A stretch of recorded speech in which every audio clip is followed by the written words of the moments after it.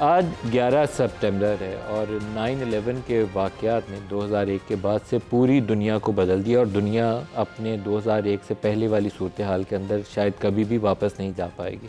लेकिन उसके बाद बहुत सारे ऐसे इवेंट्स हैं जो पूरी दुनिया को रीशेप कर रहे हैं, फर्दर रीशेप कर रहे हैं। वो जो एक न्यू वर्ल्ड ऑर्डर 9/11 के बाद बहुत जिसका शोर हुआ था कि अमेरिका वहाँ सुपर पावर है और वो कहीं पे भी वो डिक्टेट कर सकता है, वो 9/11 ने पहले उसको चैलेंज किया था। लेकिन अब जो वाक़यात हो रहे हैं शायद वो न्यू वर्ल्ड ऑर्डर के बाद कई और किस्म के ऑर्डर्स आएंगे और एक क्योटिक किस्म की दुनिया हमारे सामने नज़र आती है। नेतन्याहू का जो दोहा के ऊपर, कतर के ऊपर हमला है, वो भी उसी सिलसिले की एक कड़ी है। नेतन्याहू ने 9/11 के वाक़यात का तज़किरा करते हुए जो दोहा के ऊपर अटैक है उसको तशबीह दी है उस हमले के साथ जो अमेरिका ने उसामा बिन लादेन की तलाश में पाकिस्तानी इलाके एबटाबाद के ऊपर किया। अब ये बड़ा इंटरेस्टिंग है, जो पीस टॉक्स हो रही थी फ़लस्तीनियों के साथ, हमास के साथ और इसराइल के साथ, कतर उसको होस्ट कर रहा था। पहले ईरान के साथ जो पीस टॉक्स हो रही थी उसको कतर होस्ट कर रहा था और अमेरिका ने और इसराइल ने ईरान के ऊपर हमला किया। अब इसराइल और हमास के माबैन दोबारा कतर पीस टॉक्स होस्ट कर रहा था और इसराइल ने, नेतन्याहू ने गुंडागर्दी की और गुंडागर्दी करते हुए दोहा के ऊपर अटैक किया। उन्हीं जो पीस नेगोशिएटर्स थे उन्हीं को जाके हिट किया।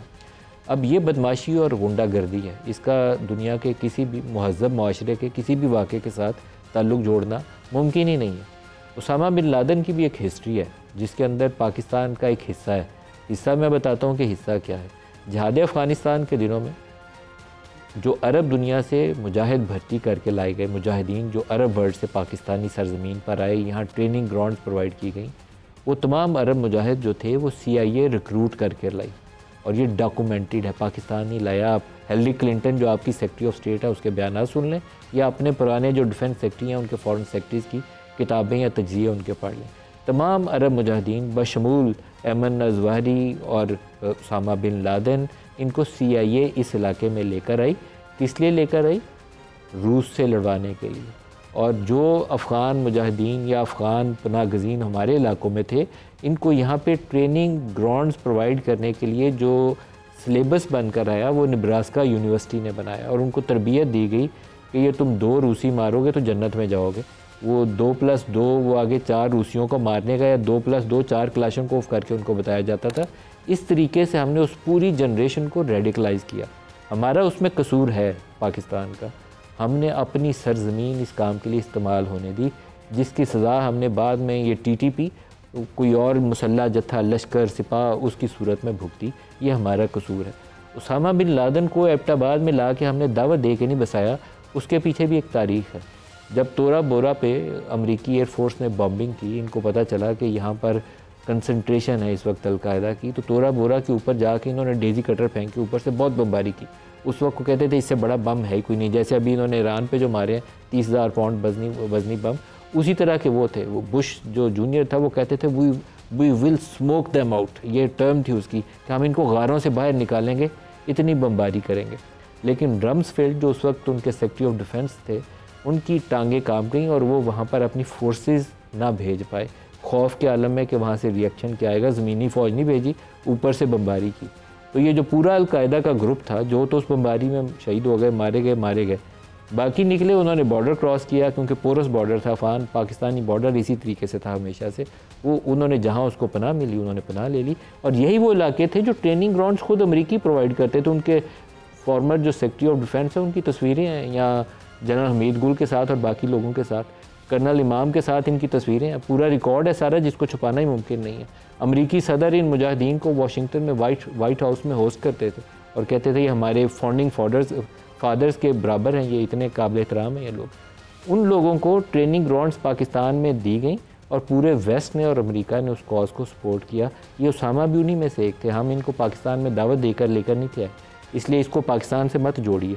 लेकिन आज जो कुछ आप गज़ा में मुसलमानों के साथ कर रहे हैं, जो कुछ सीरिया में किया गया, जो कुछ यमन में हो रहा है और पहले भी किया गया, और जो लीबिया के साथ हुआ, जो अरब स्प्रिंग के नाम के ऊपर पूरे अरब वर्ल्ड के साथ हुआ, जो अब कतर के ऊपर अटैक हुआ, इसका कहीं ना कहीं एक नेगेटिव फॉल आउट कहीं ज़्यादा दूर नहीं है, जस्ट राउंड दी कॉर्नर किसी एक स्टेज पे निकलेगा। 50-60 हज़ार आप इंसानों को, 69 इंसानों को हॉस्पिटल के अंदर 2-2, 3-3 माह के बच्चों को आप मार दें और आप भूख के हाथों बाकी लोगों को कत्लेआम कर रहे हो और अपने आप को आप महजब कर लाएँ। ये वेस्ट जो पूरी दुनिया को ह्यूमन राइट्स के लेक्चर्स देता था और अमेरिका बताता था आपके यहाँ ये ह्यूमन राइट्स वायलेशंस हो रही हैं, वो उसको ये वायलेशन नज़र नहीं आई। 50-60 हज़ार लोगों को मार देना और पता नहीं लाखों को अपाहज कर देना और जो बाकी वहाँ हैं उनको भूख और अफलास के हाथों मार देना। अगर इसकी कोई यार्ड स्टिक कभी तारीख में लिखी जाएगी तो सबसे ज़्यादा बदसूरत नज़र जो कौम नज़र आएगी वो वही है जो इस वक्त गज़ा के अंदर इस बमबारी को, इस कत्लेआम को सपोर्ट कर रही है और आंखें बंद करके बैठी है। मुसलमान दुनिया इस वक्त सबसे ज़्यादा लाचार और लागर नज़र आती है, इसलिए कि हज़ार अरब डॉलर के ऑर्डर अमेरिका को देकर अपनी बादशाहतें बचाने की तो कोशिश कर रहे हैं, अपने दिफा को मजबूत बनाने के लिए कोई जॉइंट मैकेनिज़्म इवॉल्व नहीं कर रहे। एक कत्ल, एक मुल्क के ऊपर हमला होता है, उसके बाद दूसरे मुल्क की बारी आती है, उसके बाद तीसरे मुल्क की बारी आती है और चौथा अपनी आंखें बंद करके सर छुपाने की कोशिश करता है कि मेरी बारी ना आ जाए। पाकिस्तानी वज़ीर आज़म ने आज दोहा का दौरा किया और वापस आए, लेकिन जब तक ये जॉइंट मैकेनिज़्म के ऊपर काम नहीं करेंगे उसके अलावा इनके बचाव का कोई हल नहीं होगा।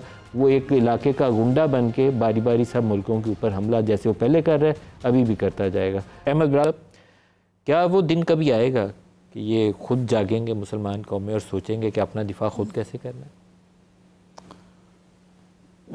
बहुत शुक्रिया मलिक साहब। मैं थोड़ा सा मुख्तलिफ तरीके से सोचता हूँ। आज तकरीबन ये बहुत कॉमन है ये तजवीज़ कि मुसलमान सब इकट्ठे हो जाएं और अपनी ताकत को मुश्तमिल कर लें और करारदादों के बजाय कोई एक्शन करें। मेरे ख़्याल में ये बहुत रियलिस्टिक किस्म की सोच नहीं है।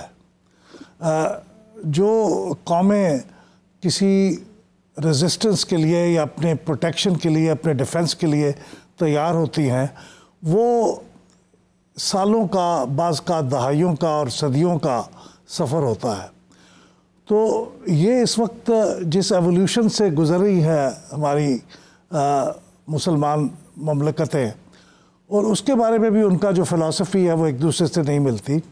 वो इल्म के ऊपर, तालीम के ऊपर उनका बहुत एम्फेसिस है, टेक्नोलॉजी एक्वायर करने पे भी बहुत एम्फेसिस है, लेकिन अभी वो इस काबिल नहीं है। उनके दरमियान यूनिटी भी काफ़ी है। देखिए ना, गल्फ़ कोऑपरेशन काउंसिल जो है वो एक मैकेनिज़्म है उनके दरमियान कोऑपरेशन का, लेकिन अभी वो एवोल्यूशन के उस मकाम पे नहीं है जहाँ उनकी टेक्नोलॉजी उनको खुद अपने पाँव पे खड़ा कर दे और अपना दिफा वो खुद कर ले। ट्रेजेडी ये है कि उनके पास पैसे बहुत हैं, दौलत बहुत है, लेकिन वो ह्यूमन रिसोर्स नहीं है, वो अफवाज और डिफेंस का वो मैकेनिज़्म और साइंस और टेक्नोलॉजी की वो ताकत नहीं है कि वो अपने लिए कोई अपने दिफा का खुद सामान कर सके। वो डिपेंडेंट है। ट्रंप ने अभी दौरा किया रिसेंटली इस रीजन का, सऊदी अरब ने, कतर ने और यूएई ने, हर एक मुल्क ने 1000 अरब डॉलर से ज़्यादा उसको ऑर्डर्स और इन्वेस्टमेंट की कमिटमेंट दी। 3000 अरब डॉलर हो गए। 3000 अरब डॉलर अभी पूरे इंडिया की इकॉनमी का साइज़ नहीं है। अगर 3000 अरब डॉलर ही अपनी डिफेंस इंडस्ट्री में लगाना शुरू कर दें तो आप अंदाज़ा करें कि ये मुल्क कहाँ खड़े होंगे। देखिए, वहाँ पे मेरे इल्म के मुताबिक तो डिफेंस इंडस्ट्री के ऊपर लग रहे हैं, लेकिन ये जिन मुल्कों के ये डिपेंडेंट है वो एक लिमिट है जिस हद तक वो अपने आप को डेवलप कर सकते हैं। उसकी आज़ादी, सर ये 100 अरब डॉलर के जहाज़ खरीदते हैं, वहाँ पे कोई ट्रांसफ़र ऑफ टेक्नोलॉजी कोई नहीं है। जिस कल दोहा के ऊपर अटैक हुआ है उसके पास जो most modern American fighter jet है F-15EQ वो उनके पास है, और ख़बरें तो ये थी 15-20 मिनट पहले हवा के अंदर वो सर्विलेंस कर रहे थे, उसके फ़ौरन बाद अटैक हुआ है। अब मैं उसको ये नहीं कहूँगा कि उनकी मंशा से हुआ है, लेकिन उनके पास वो इक्विपमेंट मौजूद है, ट्रांसफ़र ऑफ टेक्नोलॉजी नहीं है। They should have their own ability. जी दुरुस्त है, लेकिन क्या वो जिस स्टेज पे हैं अपनी आज़ादी के बाद से अब तक, देखिए ना, वो ऑयल खुद जो एक्सप्लोरेशन कर सकते हैं, ऑयल को एक्सपोर्ट कर सकते हैं, अपने डॉलर्स को इन्वेस्ट कहीं कर सकते हैं, उस सब के लिए वो डिपेंडेंट है। तो कैसे वो अचानक खुद अपने पाँव पे खड़े होकर अपना डिफेंस करने के काबिल हो जाएंगे? ये प्रोसेस है जो टाइम लेगा। मेरे ख्याल में इस वक्त हमें अपने दोस्तों पे जो अनड्यू तनकीद है, क्योंकि वो हर वो सॉवरेन कंट्रीज़ हैं इन देयर ओन राइट्स, अब देखना यह है कि हम उनके साथ मिल के क्या ऐसी कोई तरकीब कर सकते हैं जिससे हम तारे एक मल्टीप्लायर इफेक्ट हो अपनी लेकिन ये भी कोई दुनिया के अंदर मुसलमान मुल्कों का इत्तेहाद भी कोई बहुत पॉजिटिवली नहीं देखा जाएगा। सर नेटो का इत्तेहाद पॉजिटिवली देखा जा सकता है, तो वाई नॉट मुस्लिम कंट्रीज? बस वो मज़हब के नाम पे इत्तेहाद जो होता है ना, वो दुनिया के पॉपुलर नाम्स में से नहीं है। नेटो का इत्तेहाद किस नाम के ऊपर है? हाँ, वो नहीं कहते कि वो क्रिश्चियन नाम्स पे है, लेकिन वहाँ मुतालबा है कि हम क्रिश्चियन, हर सर मुल्क ये कह रहे हैं कि हम क्रिश्चियन मुल्क बन जाए। वहाँ पे मुजाहरे जो हो रहे हैं वो कह रहे हैं कि हम एक क्रिश्चियन कंट्री है। प्रैक्टिकली वो ऐसे करते हों, लेकिन डिजोरे वो नहीं है। अच्छा आबिद शेर अली साहब, आप फरमाइएगा, ये एक के बाद एक मुसलमान मुल्क की बारी आई जा रही है, लेकिन आंखें नहीं खुलेंगी। मैं असूली तौर पर अहमद साहब की बातों से बहुत ज़्यादा मुतफिक नहीं हूँ। अगर इनको अपनी जान बचानी है तो इनको कुछ ना कुछ करना पड़ेगा, नहीं तो कभी लीबिया की बारी थी, कभी शाम की बारी थी, कल किसी और की आ जाएगी, आती जाएगी, बारी बारी जाएगी नहीं। बहुत शुक्रिया मलिक साहब, ये बड़ा इम्पोर्टेंट इशू है। आपको पता है कि चंद सालों से जो इजरायली एग्रेशन था गाज़ा के ऊपर, पूरी दुनिया ने देखा, लेकिन अरब कंट्रीज़ सोए रहे, किसी ने कोई आवाज़ नहीं उठाई। फिर उसके बाद यमन की बारी आई, फिर उसके बाद ईरान के ऊपर हमला किया, फिर ईरान ने दोबारा उनको जवाब दिया, फिर अमेरिकन बीच में घुसे। अब वो थोड़ा सा गैप आया, और ज़ाहिर है हमेशा कतर ने एक दोस्ताना माहौल में एक टेबल फ्राहम किया, और अब पहले अफ़गान डायलॉग वहाँ पे हुए। ज़ाहिर है जो अमेरिकन थे उनकी भी मंशा इसके अंदर शामिल थी। अब हमास का टारगेट लेकर वहाँ पे भी डायलॉग के लिए अरेंजमेंट की गई, और इज़राइल को वो मौका फ्राहम किया गया। इसमें मैं नहीं समझता कि यूएस की विल ना शामिल हो इस अटैक के अंदर, और बाद में उनको इन्फॉर्म करना। तो ये चीज़ें मुसलमानों पर भारी पड़ती जा रही हैं, और जब तक अभी OIC का ये कहते थे सोचेंगे। मैं अभी कतरी प्राइम मिनिस्टर का पढ़ रहा था कि सोचेंगे कि हम उनकी, यार सोचना क्या है? आप के ऊपर एक अटैक हुआ, आपकी सॉवरेनिटी के ऊपर अटैक हुआ। मुस्लिम कंट्रीज़ को एक यूनिटी की ज़रूरत है, प्लेटफॉर्म अरब कंट्री का अवेलेबल है, आप फोर्सफुली उसको अमल पैरा में लाएं। जैसे यूरोपियन यूनियन इकट्ठी हो जाती है अपने मामलात पे, फिर वो अमेरिका के साथ अलाइंस कर लेते हैं, और जहाँ पे भी दिल करता है बम्बार्डमेंट शुरू कर देते हैं। तो लिहाजा ये हमारी बहुत बड़ी वीकनेस है। हमारे पास खुद अल्लाह के फजलो करम से पाकिस्तान के पास हमेशा पाकिस्तान ने अपने आप को पेश किया अपने मुस्लिम कंट्रीज़ को, ब्रदरली कंट्रीज़ को प्रोटेक्ट करने के लिए।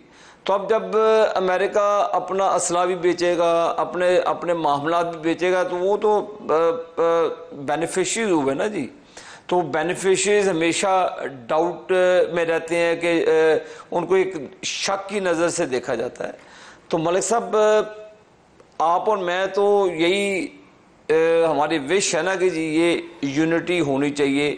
ये मुस्लिम लीडरान ने करनी है, जो इस वक्त कतर के अंदर हमारी भी लीडरशिप है, और भी टर्क्स ने अपनी खिदमात पेश की। तुर्की उस वक्त भी मुश्किल वक्त में जब मसला बना कतर के अंदर, तो उन्होंने अपनी सर्विसेज प्रोवाइड की। उन्होंने हर किस्म की खाने पीने की, जब कतर के अंदर शॉर्टेजेस आई, टर्की ने अपना किरदार अदा किया। अभी भी वो उन्होंने अपना किरदार अदा करने की पेशकश की है। तो ये नहीं है कि हमारे पास रिसोर्सेज नहीं है, हम किसी से कम है, लेकिन यूनिटी नहीं है। हम अपनी अड्डे देते हैं अपने दूसरे मुसलमान ममालिक को तबाह करने के लिए, अपने भाइयों को नासिर शाह साहब से भी इस पे राय लें, नुकसान पहुंचाने के लिए। नासिर शाह साहब, ये जो दोहा वाला इंसिडेंट है, ये क्या मुसलमान मुल्कों की आंखें खोलेगा? पहले ईरान की बारी थी, उससे पहले सीरिया, लीबिया, पतन यमन, और कितने पीछे जाते जाएंगे तो आपको लिस्ट में नाम नए मिलते जाएंगे। करते क्यों नहीं कुछ? सिर्फ अपनी सॉवरेनिटी का, अपने सॉवरेन होने का वो सबूत देने के लिए कुछ करें, कुछ और ना करें, किसी पे यलगार ना करें, अपना दिफा सिर्फ करें। बिस्मिल्लाहिर्रहमानिर्रहीम, अल्लाहुम्मा सल्ली मोहम्मद व आले मोहम्मद। देखें, ये जो वाक़या हुआ है, अब इसके बाद तो इन सब की आंखें खुलनी चाहिए, बहुत पहले खुल जानी चाहिए थी। लेकिन चले, अल्लाह करे कि अब इस वक्त सब वहाँ पे जमा हैं। हमारे प्राइम मिनिस्टर साहब भी गए हैं, दीगर जो ममालिक हैं मुस्लिम ममालिक, उनके भी वफद वहाँ पे मौजूद हैं और अब इनको कोई ना कोई फ़ैसला करना होगा। इसराइल जो है वो हर किसी के को धमकियाँ देता है और हर तरफ एक्शन लेता है। अब उसके लिए क्या सोचा जाए? ये ठीक है कि मे बी अभी इस वक्त हम सब मिल के भी इस उस पे नहीं हुए कि हम जी इसराइल पे हमला करें और वो जी कामयाब होंगे, क्योंकि उसको अमेरिका फुल सपोर्ट कर रहा है। लेकिन एक चीज़ पे इनको सीरियसली सोचना होगा कि अमेरिका जिस पर ये सब लोग तकिया किए हुए हैं वही उनकी बेसिस इन ममालिक में है, और वहाँ पे हमला होता है तो वो ख़ुद पर अमेरिका हमला समझता है। जब ईरान वाला, आपको याद होगा कि जब कतर पे उस बेस पे हुआ तो उसने कहा ये हम पर हमला है, तो अब वो हमला कहाँ गया? अब भी तो कतर पे ही हमला हुआ है ना। तो अब यहाँ तो इनको सीरियसली दूसरे ब्लॉक का सोचना पड़ेगा।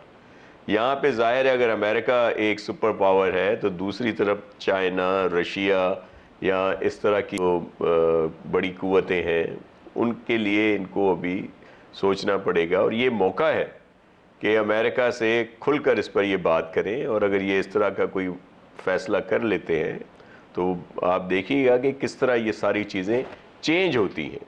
और इसराइल को इसका सबक ज़रूर मिलना चाहिए, लेकिन बदकिस्मती है कि जब भी इस तरह का कोई मौका आता है तो फिर कुछ न कुछ कंस्पायरेसी हो जाती है। यही 70s में हुआ कि जब तमाम आलम इस्लाम को इकट्ठा किया गया, शहीद जुल्फ़िकार अली भुट्टो ने जब यहाँ पे सबको बुलाया था, लेकिन आप देखें कि जो मुत्तहद हो रहे थे उन सब रहनुमाओं के साथ क्या कुछ नहीं हुआ। भुट्टो शहीद के साथ, शाह फैसल शहीद के साथ, इसी तरह दीगर जितने भी थे वो लोग। तो अब तो कम से कम इनको सोच कर सही फैसले करने चाहिए, और ये वक्त है। और अमेरिका पर वाज़े कर देना चाहिए कि अब वो इसराइल को बिल्कुल जिस तरह सपोर्ट वो कर रहा है वही कर रहा है, और इसमें तो कोई दो राय नहीं है। तो अब हम सब की आंखें खुलनी चाहिए, और ये वक्त है कि हम मिलकर एक सही फैसला करें, नहीं तो सबकी बारी आएगी। और आपके इल्म में है कि वो जो एक क्लिप था कि ईरान के बाद वो पाकिस्तान का भी सोच रहा है, जिसको कहा गया कि ये फेक है और IA का है, और इस तरह बना हुआ है। फेक नहीं था, वो फेक नहीं था, सही बात थी, वो फेक नहीं था, सिर्फ वो 2-3 साल पुराना क्लिप था। 2-3 साल पुराना क्लिप था, फेक नहीं था, वो एक्चुअल स्टेटमेंट है।